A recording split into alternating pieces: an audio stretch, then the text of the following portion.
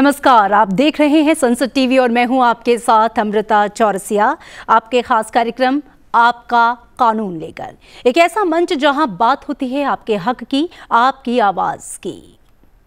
तो आज का एपिसोड थोड़ा सा अलग है क्योंकि सवाल रचनात्मकता का है, लेकिन रचनाकार इंसान नहीं, मशीन है। कविता लिखने वाली मशीनें, चित्र बनाने वाले रोबोट और किताबें समराइज करने वाले एआई टूल्स, ये सब अब हकीकत है। लेकिन जब रचना इंसान ने नहीं एआई ने की हो तो सवाल उठता है कि उस रचना का हकदार कौन है। आज हम बात करने जा रहे हैं एक ऐसे मुद्दे की जो हमारी रचनात्मकता, हमारी निजता और हमारे अधिकार तीनों को एक साथ कहीं ना कहीं चुनौती दे रहा है। अब तक हम मानते थे कि सोचने, समझने और रचनात्मक काम करने की जो ताकत है वो सिर्फ इंसानों के पास होती है, लेकिन अब एआई यानी कि आर्टिफिशियल इंटेलिजेंस, जैसे कि चैट जीपीटी, जेमिनी कहानियां लिख रहा है, कविता बना रहा है, चित्र बना रहा है। ऐसे में सवाल ये है कि एआई कंटेंट और कॉपीराइट को लेकर कानून क्या कहता है? क्या मशीन लेखक मानी जा सकती है? क्या एआई से बने कंटेंट पर कॉपीराइट मिलता है? मशीन अगर कुछ बनाती है तो कानूनी तौर पर उसका ओनर कौन है? क्या एआई सिर्फ एक औजार है या रचनाकार है? और अगर एआई कॉपीराइट तोड़ता है तो जिम्मेदार कौन है? यूजर, कंपनी या खुद एआई सिस्टम? इन जटिल लेकिन ज़रूरी सवालों का जवाब हम तलाशेंगे आज के इस एपिसोड में। तकनीकी गहराइयों को समझेंगे और कानून की बारीकियों को। मेरे साथ दो बेहद खास पैनल मौजूद है संसद टीवी के इस स्टूडियो में। आपसे उनका परिचय करवा दूं। अनुज अग्रवाल जी हैं, चेयरमैन हैं centre for research on cyber crime and cyber law. स्वागत है आपका संसद टीवी में अनुज जी। साथ ही संग्राम पटनायक हैं, एडवोकेट हैं, सुप्रीम कोर्ट ऑफ इंडिया। आपका स्वागत है संसद टीवी में। और चलिए चर्चा की शुरुआत करते हैं। सबसे पहला सवाल अनुज जी, सबसे पहले टॉपिक को समझना बेहद ज़रूरी है। आपसे जब बात हो रही थी शो के पहले, आपने कहा कि एआई में भारत में बहुत से ऐसे लोग हैं जो एआई का ए भी नहीं जानते। समझाइए सरल भाषा में कि दरअसल ये एआई है क्या, और चैट जीपीटी जैसे जो मॉडल हैं या जेमिनी है, ये काम कैसे करते हैं, इनका तरीका क्या है, और ये जो डेटा हमें उपलब्ध कराते हैं ये इनका खुद का सोर्स है या किसी दूसरे के कंटेंट को भी कहीं ना कहीं ये ले रहे हैं? जब हम आर्टिफिशियल इंटेलिजेंस की बात करते हैं तो कहीं ना कहीं इंटेलिजेंस वर्ड को समझना थोड़ा सा आवश्यक हो जाता है। तो एक चीज़ है ज्ञान, नॉलेज, और दूसरा है सोल्यूशन।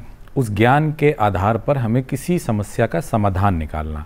तो इंटेलिजेंस को हम कह सकते हैं कि समाधान निकालने की युक्ति जिस भी व्यक्ति में है उसको हम इंटेलिजेंट कह सकते हैं।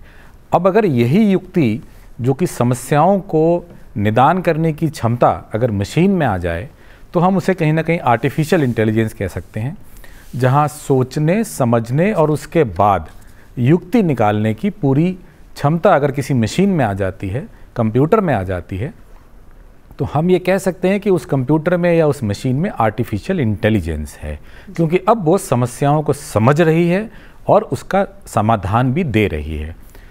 फिर आपने कुछ मॉडल्स की बात की, चैट जीपीटी और दूसरे मॉडल्स का आजकल बहुत नाम आता है कि वो आर्टिफिशियल इंटेलिजेंस के झंडाबरदार हैं, या अगर आपने चैट जीपीटी से कोई समस्या बताई तो वो उसका समाधान देते हैं। देखिए, ये जैसा कि हम सभी जानते हैं कि डेटा पर आधारित हैं और बहुत बड़ा एक डेटा संग्रह इन्होंने विश्व के हर हिस्से से हर प्रकार की चीज़ों का संग्रह किया है, और इनके पास एक बहुत बड़ी कंप्यूटिंग पावर जहाँ से ये संचालित होते हैं वो है, और किसी भी तरह की बात इन्हें बताई जाती है, समस्या या जानकारी के लिए इनको कहा जाता है, तो ये निश्चित रूप से उसे समझ लेते हैं और जहाँ तहाँ से भी इंफॉर्मेशन मिलती है उसको जोड़ तोड़ के एक प्रकार का सॉल्यूशन सामने रखते हैं। हालांकि वो मनुष्यों से काफ़ी अलग है। मनुष्यों का जो सोचना है, समझना है, वो सिर्फ डेटा आधारित नहीं है, वो उनके विवेक पर भी आधारित होता है, जिसमें इमोशंस एक बहुत इम्पॉर्टेंट प्ले करती हैं। सामाजिक संरचना एक बहुत बड़ा इम्पॉर्टेंट रोल उसमें रखती हैं। कानून की बात, स्थानीय तत्व बहुत महत्व रखते हैं, धर्म और दूसरी चीज़ें महत्व रखते हैं। आर्टिफिशियल इंटेलिजेंस इन सब चीज़ों का ध्यान नहीं रखता, बट यस, ये कहा जा सकता है कि उपलब्ध तथ्यों के आधार पर वो एक सॉल्यूशन देते हैं, ड्राई सॉल्यूशन ज़रूर देते हैं, जिसका काफ़ी परिस्थितियों में सही इस्तेमाल किया जा सकता है। वॉशिंग मशीन में लोग यूज़ कर रहे हैं, फ्रिज में यूज़ कर रहे हैं। आजकल करीब करीब हर चीज़ हम खरीदते हैं, मोबाइल फ़ोन भी खरीदते हैं तो उसके कैमरा में भी बताया जाता है कि AI का इस्तेमाल है। तो कुछ हद तक ये सही है कि ऐसा वो करते हैं। जी संग्राम पटनायक जी, जब हम बात लॉ की करते हैं, आजकल AI वर्सेस कॉपीराइट की बातचीत हो रही है। ऐसे में जो कॉपीराइट एक्ट है 1957, वो क्या कोई सुरक्षा प्रदान करता है? क्योंकि जब वो बना था तब तो हम जानते हैं कि कहीं दूर दूर तक नामो निशान नहीं था ऐसी किसी टेक्नोलॉजी का। ऐसे में मौजूदा परिस्थितियों में ये कानून किस तरीके से उसे कवर करता है? ऐसे देखिए, ये सही आपने बताया कि ये एक नया सब्जेक्ट मैटर है कम्प्लीटली। 1957 में कॉपीराइट एक्ट आया। कोई सोच भी नहीं सकता है कि 2025 में जब दिल्ली हाई कोर्ट में एक केस फाइल हुआ OpenAI अगेंस्ट ANI, तो वो भी अभी हियरिंग चल रही है। इसमें क्या होगा कि प्रोटेक्शन जो है आपने किसको देंगे? ऑथर को देंगे, क्रिएटर को देंगे, या जिसने यूज़ करके ये मीडियम निकाला है। सपोज फॉर एग्जांपल मैं बोलता हूँ कि मैं एक आज म्यूजिक निकाल रहा हूँ, मैं हेल्प लिया हूँ AI का, तो प्रोटेक्शन किसको मिलेगा? जिसने क्रिएट किया है, जिस ऑथर ने यूज़ किया है, या ओरिजिनली जो सॉन्ग जिसको बिलोंग करता है। तो फॉर एग्जांपल जैसे ये जो केस जो चल रहा है, वेरी इंटरेस्टिंग केस है, अभी दिल्ली हाई कोर्ट में पेंडिंग है, अभी नतीजा नहीं आया है, ना हियरिंग तो चल रहा है, अभी तक जजमेंट नहीं आया है जी। ANI बोलता है कि भैया मेरा डाटा आपने, despite the data protection act है, आपने उसको लेके आपका साइट में आपने उसको आंसर की तरह आपने यूज़ कर रहे हैं। OpenAI के आर्गूमेंट क्या है कि सेक्शन 52 का प्रोटेक्शन है। Suppose for example there is general things. Suppose मैंने बोलता हूँ कि भैया ये रिसर्च होने के बाद ये चीज़ अवेलेबल है पब्लिक डोमेन में। उनका बेसिक आर्गूमेंट है कि भैया अगर पब्लिक डोमेन में एक डाटा अवेलेबल है, हमने उसको लेके विदाउट ह्यूमन इंटरवेंशन हमने उसको प्रोवाइड कर रहे हैं। सो अगर आपने बोलते हो कि नहीं ये आप प्रोवाइड कर नहीं सकते हो, so what should be the law? ये आज तक डेवलप नहीं। Despite there is a committee form, 28 April committee आया, सब कुछ हुआ, अभी तो वो क्लैरिटी नहीं आया। Still it's in the embryo stage कि भैया अगर मैंने कितना डाटा ले सकता हूँ, कौन सी डाटा प्रोटेक्टेड है, और सेकेंडली सबसे इंपॉर्टेंट है, अगर मेरा क्रिएशन है वो, सपोज मैं आज आर्टिकल लिखा हूँ, आपने उसको कॉपी पेस्ट करके फलाना जगह में डाल देते हैं, आपने मेरे से कंसेंट लिए थे, आंसर इज नो। कंसेंट नहीं था, अगर कंसेंट लिए, सपोज आपने बोलते हो कि भैया ये ना बेनिफिट ऑफ द स्टूडेंट है, आपने फलाना एक सब्जेक्ट मैटर लेते हो, आपने बोलते हो कि नहीं ये रिसर्च मटेरियल है, it can be use, the exception जो सेक्शन 52 53 में आपने इसको आपने प्रोड्यूस कर सकते हो। तो मैं बोलता हूँ मैं तो क्रिएटर हूँ, मैं ऑथर हूँ, मेरे से तो परमिशन आपने लिए, कैसे इसको प्रोड्यूस कर दिए? तो ये एक बड़ा चैलेंजिंग सिचुएशन है। और ओनली टाइम, जब टाइम आएगा, जजमेंट्स आएंगे, suppose Delhi high court examine कर रहा है, क्योंकि जितना भी अपनी जजमेंट देंगे, सपोज EBC जजमेंट, मधोक साहब की जो जजमेंट है कि ठीक है, जो ईस्टर्न बुक कंपनी ने जब जजमेंट लिखता है या प्रोड्यूस करता है हेड नोट, आपने उस चीज़ को आपने आज इट इज प्रोड्यूस कर रहे हैं, whether you can have a monopoly over the contents. आपने बोलते हेड नोट तो मेरा है, मेरा ऑथर उसको डिजाइन किए हैं, पर कभी ना कभी सुप्रीम कोर्ट ने बोला नहीं, आपने अगर रियल सेंस में उसको चेंज किया, आपने बोला मैं क्रिएटर हूँ। आर्टिफिशियल इंटेलिजेंस जो है वो क्रिएटर नहीं है, एक्चुअली उसने डाटा जो अवेलेबल है उसको लेके आपको दे दे। आपने अगर बोलोगे नहीं भैया ये तो मेरा क्रिएशन था, और जैसे कि ये एग्जैक्टली जो एग्जांपल है जो केस अभी चल रही है, ANI बोलता है मेरा डाटा है, आपने कैसे इसको दे दिए, प्रोवाइड कर दिए। सो मैं कभी ना कभी let us wait and watch कि हमने देखा जाएगा कि सचमुच अगर जो प्रोटेक्शन है किसको मिलना चाहिए, कितना हद तक मिलना चाहिए, और किस किस सिचुएशन में मिलना चाहिए, वो सबसे बड़ी बात है। बिल्कुल अनुज जी, यहाँ पर आपसे सवाल मेरा यह है, जो बहुत से लोग ये जानना चाहते हैं कि AI जो डेटा इस्तेमाल कर रहा है, उस डेटे का सोर्स जो है वो अगर इंटरनेट से ली गई किताबें हैं या कुछ आर्टिकल्स हैं, कोड्स हैं, तो वो जब ले रहा है तो क्या, जैसा कि सर भी कह रहे थे कि उनसे पूछ के ले रहा है, और नहीं पूछ के ले रहा है तो अगेन वो ये क्लेम कर सकते हैं कि इस पे तो हमारा अधिकार था, हमसे पूछा नहीं गया, तो कॉपीराइट का उल्लंघन बनता है? देखिए, AI का जो डेटा सोर्स है वो इंटरनेट पे मौजूद सभी प्रकार का डेटा है, सोशल मीडिया पे उपलब्ध सभी प्रकार का डेटा है। इसके अलावा निजी डेटा भी कहीं ना कहीं AI इंजिन्स तक पहुंच रहा है, क्योंकि बहुत सारे ऐसे ऐप्स हैं जो लोगों का निजी डेटा, मेटा डेटा सब कैप्चर करते हैं, और ये चूँकि बहुत बड़ी मात्रा में डेटा पर मिनट प्रोड्यूस हो रहा है, और ये कहाँ कहाँ से होता हुआ कहाँ पहुँचता है, क्योंकि डेटा आज एक बहुत बड़ा व्यापार और एक बहुत बड़ा बाजार बन चुका है जिसके बारे में आम लोगों को पता नहीं है।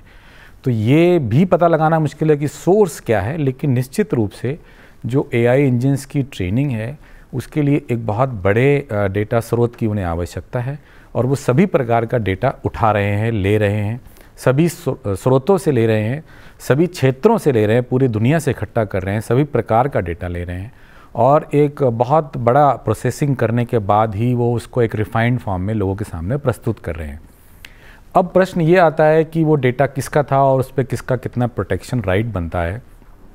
ये कंट्रोवर्सी है, चर्चा का विषय है। मुझे लगता है देश के विदेश के कई हिस्सों में इस पर अभी चर्चा जारी है, लेकिन विकास की जो गति हम लोग देख रहे हैं उसमें ये बता पाना बहुत मुश्किल हो जाएगा कि स्टेज पर आके कि असल स्रोत क्या था। बहुत सारे कॉन्फ्लिक्टिंग क्लेम आ सकते हैं कि बहुत सारे लोग ये कहेंगे कि नहीं ये हमारा डेटा है।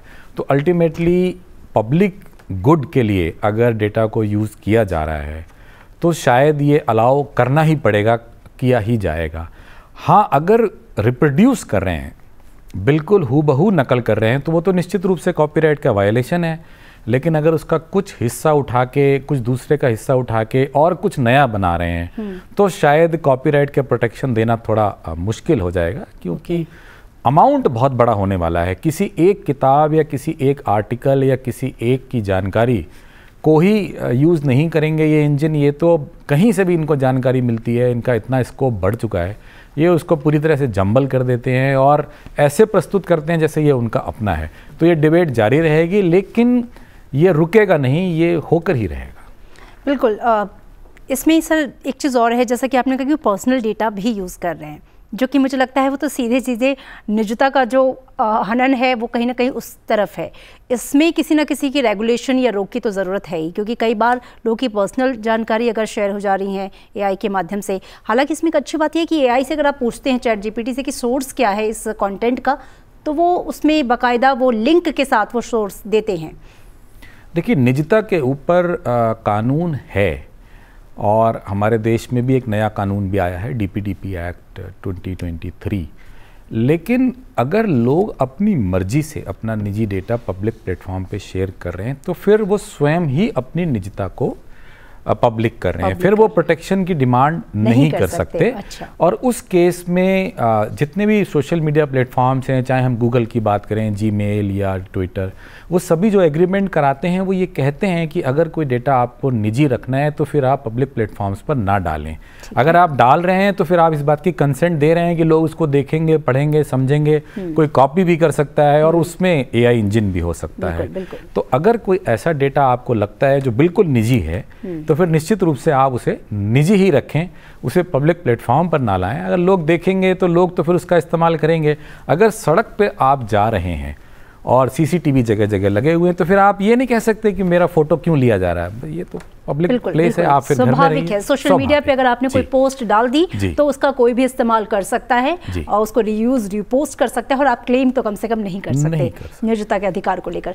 संग्राम जी, अगर कोई व्यक्ति ChatGPT से कहानी या स्क्रिप्ट लिखवाता है तो ऐसे में उस पर जो कॉपीराइट है वो किसका होगा, यूजर का, AI का, या फिर किसी का भी नहीं? यहाँ पे एक बड़ा प्रश्न चिन्ह खड़ा हो जाता है।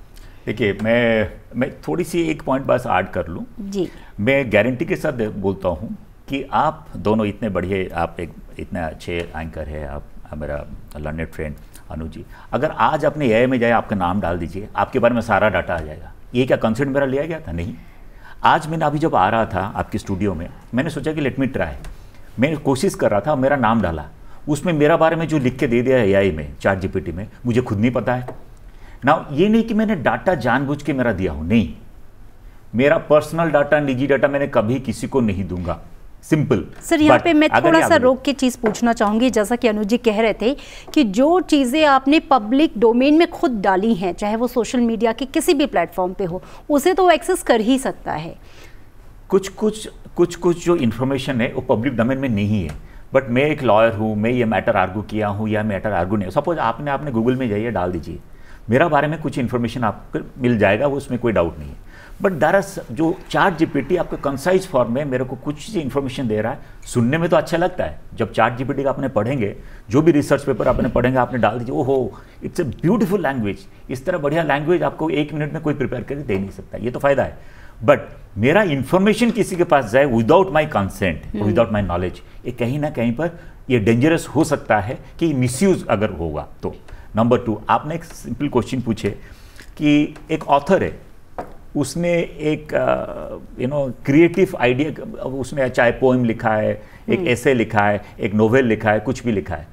सी 9(3) यूके का जो एक्ट है, यूके में एक एक्ट है सेक्शन 9 सबसेक्शन 3, तो उसमें वो प्रोटेक्शन है। मैं एज ए ऑथर अगर मैं किसी का हेल्प लेता हूँ या मैं एआई का लिया हूँ, उसमें यह है कि एग्जैक्ट वर्ड है कंप्यूटर जनरेटेड। सो मैं कंप्यूटर में अगर जनरेट कर रहा हूँ, it can be AI also. तो मैं अगर कुछ ये लिया हूँ और जो पब्लिक डोमेन में अवेलेबल है, बट ओरिजिनलिटी इज माइन, मतलब मैं इसको बनाया हूँ, तो मेरा प्रोटेक्शन बनता है।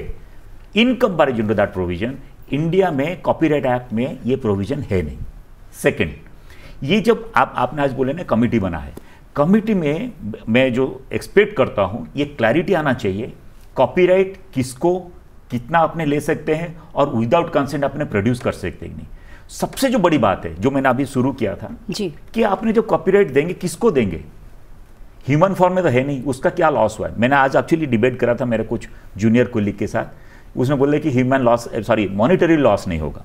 मैंने बोला ये कैसे हो सकता है कि जो बंदा सपोज एम्प्लॉय करता है 100 लोगों को, उन्होंने कंटेंट डेवलप करते हैं, कंटेंट डेवलप करने के बाद सब कंटेंट को आपने बोलते हो कि मैं उसको चोरी नहीं करूंगा, बट जो अवेलेबल उसको लेके मैं पेस्ट कर दूंगा। तो creator is actually should be और एंटाइटल्ड टू द प्रोटेक्शन।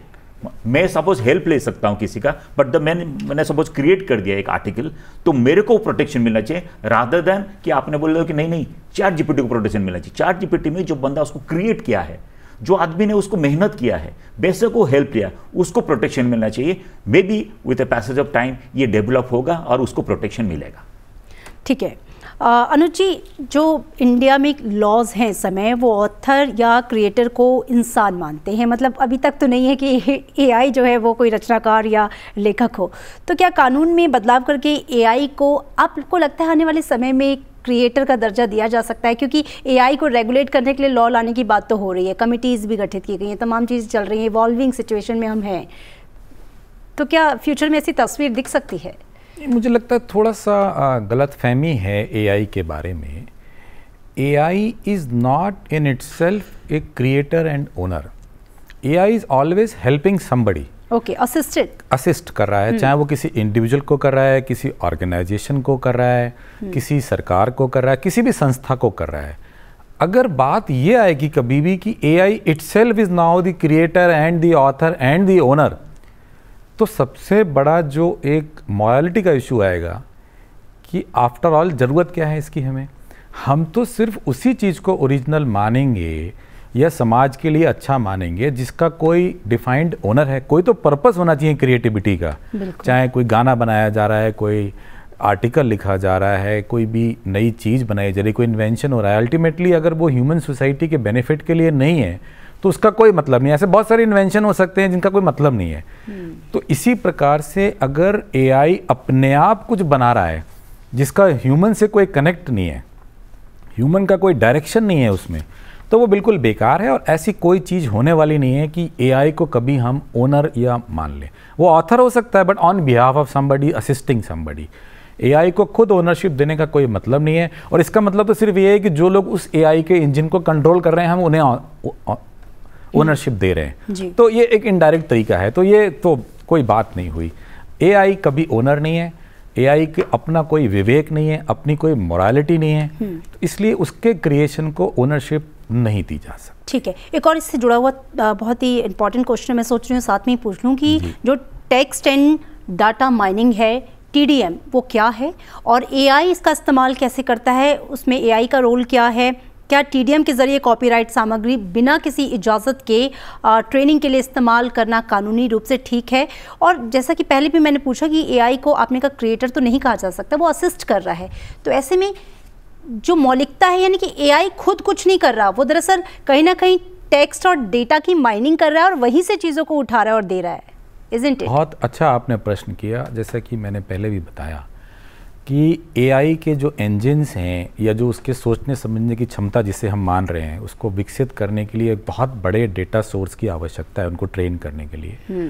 और ये वही चीज़ है जिसको हम टेक्स्ट या डेटा माइनिंग कह रहे हैं कि trillions and trillions of data bytes को कहीं ना कहीं इकट्ठा किया गया है और उसमें से रेलेवेंट इन्फॉर्मेशन को कुछ तरह से इंडेक्स किया गया है ताकि कोई भी एक छोटा सा सवाल भी अगर कंप्यूटर से पूछा जाए तो एक्चुअली एक बहुत बड़ी प्रोसेसिंग जो अगर सिर्फ उससे उसका नाम पूछा जाए या आपका नाम पूछा जाए तो हमारे लिए बहुत ही सामान्य प्रश्न है कि ये माता हैं या पिता हैं या एंकर हैं या भाई हैं ये, लेकिन कंप्यूटर से अगर इतना सिंपल भी सवाल पूछा जाएगा तो वो बहुत बड़ा प्रोसेस करेगा उसको। तो ये जो टेक्स्ट एंड डेटा माइनिंग है ये पूरी दुनिया से जो डेटा उन्होंने इकट्ठा किया है उसको एक प्रकार से ऑर्गेनाइज किया गया है और इसके लिए बहुत बड़ी डेटा लेक तैयार की जाती है और जो भी प्रश्नों का वो जवाब दे रहा है या कोई भी वो असिस्टेंस किसी को भी प्रोवाइड कर रहा है तो ये सारा का सारा इस टीडीएम प्रोसेस के थ्रू ही हो रहा है जी। अब इसमें सभी प्रकार का डेटा आ रहा है और डेटा क्रंचिंग हो रही है और जैसा कि मैंने आपसे कहा कि चूंकि एक ही सोर्स नहीं है, कोई भी सोल्यूशन देने के लिए किसी भी चीज़ को बताने के लिए वो बहुत सारे सोर्सेज का डेटा लेके उसको ज्वाइन कर रहा है। तो ये एक चैलेंज बना ही रहेगा कि अल्टीमेटली ओरिजिनल सोर्स क्या है, ये बताना आने वाले समय में बहुत मुश्किल हो जाएगा क्योंकि डेटा का जो लेक है, जो डेटा का सामग्री है उसका वॉल्यूम बहुत ज़्यादा है और सोर्स को अगर वो आइडेंटिफाई नहीं कर रहे हैं जैसा कि आज नहीं कर रहे हैं, उनके लिए शायद पॉसिबल भी नहीं होगा, मुश्किल है। तो एक समय पर ये बताना कि ये एक्चुअल में कहाँ से लिया गया, भारत के किस कोने के किस व्यक्ति ने ये कहा, कब कहा, ये बहुत मुश्किल हो जाएगा और रेफरेंस बैक करना बहुत मुश्किल होगा जी। पर मुझे लग रहा है क्या आने वाले समय में कुछ ऐसा हो सकता है कि उसको ये कहीं ना कहीं रूल्स रेगुलेशन के तहत बाधित किया जाए कि आपको सोर्स बताना ही होगा, क्योंकि आज भी जब हम चैट जीपीटी पे कुछ कंटेंट लेते हैं और उसका सोर्स पूछते हैं तो वो देता है कि यहाँ से लिया है, हालांकि उसमें भी कितनी सच्चाई है, उससे भी कितना छाना गया है, ये नहीं पता। मेरे प्रश्न का खुद ही जवाब भी दे दिया बहुत ही स्मार्टली। ये बाधित किया जाएगा तो कुछ ना कुछ वो ज़रूर लिखेंगे, लेकिन उसकी सत्यता की जांच करना और उसको 100% सही मानना, क्योंकि असल में वो किसी को पता भी नहीं है। ये जो सारा प्रोसेस भी हो रहा है ये भी मशीन डिटरमिन्ड है। ये जो टीडीएम प्रोसेस चल रहा है इसमें किसी व्यक्ति का इंटरवेंशन नहीं है, वो भी रूल्स बने हुए हैं इंजिन्स के, वो स्वयं ही डेटा पिक कर रहे हैं पूरी दुनिया से और जो रूल्स बने हुए हैं उसके हिसाब से उसकी क्रंच करते जा रहे हैं। क्रंच होने के बाद वो डेटा के सेगमेंट्स बन के और वो मिक्स होते चले जा रहे हैं। तो ओरिजिनल क्या था और उसका ओरिजिनल सोर्स क्या है ये थोड़ा मुश्किल लग रहा है। जो हम कॉन्टेक्स्ट अभी तक समझते हैं, जब हम एक आर्टिकल लिखते हैं आजकल तो 10 आर्टिकल को रेफ़र करते हैं, बाद में पूरा एक लिस्ट बनाते हैं कि ये पैराग्राफ हमने यहाँ से लिया, ये इनकी खोज है या ये सूत्र यहाँ से लिया, पाणिनि का सूत्र है या किसी ऑथर का सूत्र है। आने वाले समय में ये थोड़ा मुश्किल हो जाएगा, ऐसा मैं मानता हूँ जी। संग्राम पटनायक जी, सवाल आपसे है कि प्राइवेसी का जो कानून है और एआई में हम मौजूदा वक्त में कैसा टकराव देखते हैं, और अभी आप थोड़ी देर पहले कुछ केसेस भी रिफ़र कर रहे थे, क्या कोई केस ऐसा है जहां हम देख रहे हो एआई और कॉपीराइट को लेकर चर्चा, हालांकि अभी जो रिफ़र कर रहे थे उसी में चल रही है, चीज़ें चूँकि इवॉल्विंग हो रही हैं, तस्वीर बहुत ज़्यादा साफ है नहीं, तो इस समय लोगों के लिए भी समझना बड़ा मुश्किल हो रहा है। तो ऐसे में ये जो पूरा डेटा प्रोटेक्शन एक्ट 2023 है, क्या इससे हमें कुछ हेल्प मिल सकती है? अब देखिए, डाटा प्रोटेक्शन एक्ट था 2023 में था एंड उसमें काफ़ी सारे डिबेट हुआ, तब जाके ये एक्ट में आया, नोटिफिकेशन आया। बट ये एक रिस्क फैक्टर है ही है कि सपोज पुटुसामी जजमेंट को आपने अगर आप आज आपने उसको एनालाइज करेंगे, आपने बोलेंगे मैं राइट टू प्राइवेसी, ठीक है, नाउ राइट टू प्राइवेसी ये रिस्क फैक्टर था, है और रहेगा। ये कितना आसान होता है बोल देना कि मेरा डाटा सब कुछ अवेलेबल है, क्योंकि मैंने मेरा मतलब विलिंगनेस या मैं चाह के उसको डाला हूँ, इसीलिए उन्होंने उठा लिए। बट ये मैंने कौन सी अधिकार उनको दिया हूँ, जो मेरा मौलिक अधिकार है कि मेरा राइट टू प्राइवेसी, उनको मैंने दे दिया हूँ कि जो मेरा डाटा पब्लिक डोमेन में अवेलेबल है किसी के लिए भी। तो ये जो रिस्क फैक्टर है, अनलेस अनटिल कि आपका एक लॉ, एक प्रावधान इस सब्जेक्ट मैटर पर क्लैरिटी लेके आया कि इतना डाटा या इस, जैसे आपने बोलते हैं सोर्सेस अगर आपने बोल देंगे हाँ ठीक है, chat GPT, open AI sources यहाँ से ये डाटा लिए हैं, उसमें क्या आपने सेटिस्फाइड हो जाएंगे? मुझे लगता है कहीं ना कहीं पर चैट जीपीटी आंसरेबल हो या नहीं हो, बट कितना डाटा उनको मिलना चाहिए। सपोज फॉर एग्जांपल आज आपने बोलते हैं कि ChatGPT का सोर्स है ABCD से लिया है, OpenAI ने यहाँ से लिया है। आज ये केस क्यों फाइट हो रहा है 2026 में, जो सूट फाइल हुआ है दिल्ली हाईकोर्ट में, इतना बड़ा न्यूज एजेंसी, उसने बोलते मेरा एग्जैक्टली डाटा आपने डाल दिए, तो उसने बोला कि भाई सेक्शन 52 का ये ले रहा है, फेयर डीलिंग का ले रहा है। सपोज बोलते हैं आपने रिसर्च मटेरियल है, आपने अगर उसको ले लेते it is available, copyright act provides for it. ये नहीं कि कोई मतलब ये कहाँ से मून से हमने लॉ लेके आएंगे, कॉपीराइट एक्ट में ये प्रावधान है क्या क्या चीज आपने ले सकते हैं in the benefit of humanity at large. Suppose आपने सेक्शन 52 का सब यही तो आर्गुमेंट हो रहा है, तो उसमें फिर कोर्ट ने फाइंडिंग देगा कि हाँ ठीक है आपने ये डाटा ले सकते हैं, ये डाटा नहीं ले सकते। मैं कहीं ना कहीं पर समझता जिस दिन ये लॉ क्लैरिटी आ जाएगा ना, लिटिगेशन भी कम हो जाएगा और आप और मैं यहाँ पर बैठ के डिबेट करने से भी क्लैरिफिकेशन बहुत सारे आ जाएगा। जी अनुज जी, एक और सवाल जो एक दर्शक का है, लेकिन मुझे लगता है बहुत ही मौजूद है। AI केवल इंसान की दी गई इनपुट पर ही काम करता है, हालांकि हम पहले चर्चा कर चुके हैं, लेकिन क्या वो खुद भी निर्णय ले सकता है? आने वाले समय में क्या वो ऑटोनॉमस हो सकता है? क्योंकि मशीन से तो कहीं ना कहीं डर लगने लगा है लोगों को। ये देखिए, कुछ हद तक वो बिल्कुल ऑलरेडी ऑटोनॉमस है और वो अपने निर्णय खुद लेता है, इसमें कोई शक नहीं होना चाहिए। लेकिन क्या वो हर क्षेत्र में हर समय निर्णय ले सकता है, ये एक जो आपका प्रश्न है, तो ये बिल्कुल जायज़ बात है, ऐसा नहीं है। जहाँ तक इंडस्ट्रियलाइजेशन का सवाल है, जहाँ तक ऑटोमेशन हो सकता है, उसमें वो स्वयं निर्णय लेने के लिए अभी पूरी तरह से सक्षम है। और यही AI का बेसिक आइडिया है कि ऐसी विषम परिस्थितियों में जहाँ पर या तो ह्यूमन इंटरवेंशन पॉसिबल नहीं है या ह्यूमन इंटरवेंशन नहीं हो पा रहा है, ह्यूमन हैज़ बिकम इनकैपेसिटेटेड, उसकी क्षमता समाप्त हो चुकी है, कोई समस्या है, तो वहाँ पर AI ह्यूमन को रिप्लेस करके निर्णय लेता है, लेना चाहिए। लेकिन क्या वो विवेकपूर्ण निर्णय ले सकता है? क्या वो कोर्ट में बैठ के जजमेंट दे सकता है? क्या वो संसद में बैठ के कानून बना सकता है? क्या इस स्तर पर नहीं, क्योंकि ये सब निर्णय जब लिए जाते हैं उसमें सिर्फ डेटा का इस्तेमाल नहीं होता है, उसमें विवेकशीलता, उसमें जिसे हम लोग कहते हैं ह्यूमन फैक्टर, उसमें दया, उसमें धर्म, उसमें इतिहास, ये सब चीज़ों का फैक्टर आता है। ये AI ना तो अभी तक ले पाया है और ना भविष्य में उसकी उम्मीद है कि वो विवेकशील हो जाएगा, वो मनुष्य की तरह दयावान, भावनाएं उसमें नहीं है।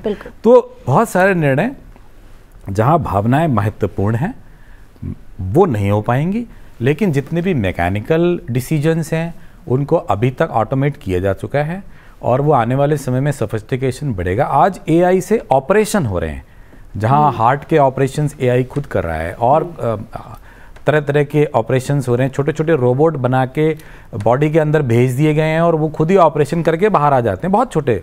तो वो उसमें ह्यूमन इंटरवेंशन की कोई खास ज़रूरत नहीं होती है और वो कर रहे हैं और बहुत अच्छा काम कर रहे हैं। और आई थिंक वो शायद ह्यूमन वहाँ पे सक्सेसफुल नहीं हो सकते और उसकी कोई अब आवश्यकता भी नहीं रही है, तो वो बिल्कुल चल रहा है, खुद निर्णय लेते हैं वो और करते हैं। लेकिन जहाँ पर भावनाओं की, विवेकशीलता की आवश्यकता है, इतिहास, धर्म, समाज, इन सबको देखना है, वहाँ वो ना निर्णय लें तो ही अच्छा है। मैं तो ये भी कहूँगा, फिलहाल तो नहीं ले ही पा रहे हैं, नहीं लें तो भी अच्छा, सीमा तो होनी ही चाहिए। जी बिल्कुल, बिल्कुल। जी बताइए आपका, और माफ़ी के साथ ये लास्ट कमेंट होगा क्योंकि वक्त जो है वो एक्सीड कर गया है। मैं एक छोटी सी बस ऐड करना चाहूँगा, मैं पूरा सहमत हूँ, धर्म भावना ये नहीं है, बट अगर धर्म के बारे में भी AI को पूछिए वो पूरा आर्टिकल लिख के दे देगा, ये मैं गारंटी के साथ बोलता हूँ। बट मैंने एक छोटी सी ऐड करना चाहता हूँ। अभी 2 दिन पहले एक बढ़िया सा आर्टिकल था इंडियन एक्सप्रेस में कि जो साइकेट्रिक पेशेंट्स होता है, जो मेंटली हमने जो नोटिस नहीं कर पाते हैं, मेंटली जो प्रॉब्लम्स होता है, उसके लिए अपने साइकेट्रिस्ट और साइकेट्री एसोसिएशन के पास जाते हैं, जहाँ पर 6 महीने का वेटिंग पीरियड है। वहाँ पर एक इतना बढ़िया डाटा दिया गया है, आजकल कोई भी आदमी without waiting for the doctors prescription या डॉक्टर्स से मिलने के लिए जो वेटिंग पीरियड होता है, क्योंकि वहाँ पर जो आकर मेंटली प्रॉब्लम है तो आपको कुछ महीना वेट करना पड़ता है अगर आपने फेमस डॉक्टर हो। तो आजकल लोगों ने AI को क्वेश्चन पूछ रहे हैं, आंसर मिल रहा है, लाइन ऑफ ट्रीटमेंट मिल रहा है, तो उसमें जो डाटा है कि इनका जो पेशेंट जो वेटिंग पीरियड है वो कम हो गया है। तो ये AI नहीं तो क्या है, it's a success story of AI। But only thing is that हमने कितना दूर बिलीव करेंगे। अगर मैं बोलता हूं कि मैं फेमस डॉक्टर के पास गया, उसका प्रिस्क्रिप्शन ABCD है और मैं AI को क्वेश्चन पूछा, उसने ABC बोला है, मैं 3 महीने वेट नहीं कर पाऊंगा। कैंसर पेशेंट हूं, मैं 3 महीने वेट नहीं कर पाया, मैंने पूछा कि भैया मेरा प्रिस्क्रिप्शन बताओ, उसने बताया था हाँ, टू द परफेक्शन नहीं हो बेशक, ये बेशक और 1 साल बाद 2 साल बाद ये परफेक्शन भी हो जाएगा, क्योंकि डॉक्टर ने प्रिस्क्रिप्शन प्रिस्क्राइब किए, डाटा अवेलेबल है, उन्होंने असिमुलेट करेंगे, प्रोवाइड करेंगे पब्लिक डोमेन में। मैं ये नहीं बोला डॉक्टर के पास जाना नहीं पड़ेगा, मैं ये बोल रहा हूँ कि जो पॉजिटिव एस्पेक्ट है एआई का, जो अपने बेनिफिट उठा सकते हैं, ये है। जी बिल्कुल, बहुत शुक्रिया आप दोनों का, बहुत ही इंटरेस्टिंग चर्चा थी। सवाल और भी मेरे जहन में जो है वो घूम रहे हैं, लेकिन चूंकि वक्त की कमी है, मुझे लगता है इस पर एक और एपिसोड आगे किया जा सकता है, क्योंकि दर्शकों को जानना है क्लियरिटी के साथ। आप लोग का पुनः शुक्रिया। तो आपके भी जो सवाल हैं वो आप हमसे पूछ सकते हैं, देश के जाने माने वकील और एक्सपर्ट उसका जवाब देंगे। आप हमें मेल कर सकते हैं आपका kaanoon.sansadtv@gmail.com पर। तो कानून सिर्फ अदालत की दीवारों में नहीं होता, वो हर उस जगह जिंदा होता है जहां सवाल पूछे जाते हैं, और आपका कानून है उन्हीं सवालों की आवाज़। इसी के साथ दीजिए इजाज़त, नमस्कार। लेकिन इस एपिसोड को आप संसद टीवी के जो तमाम यूट्यूब चैनल्स हैं उस पर भी देख सकते हैं। Thank you.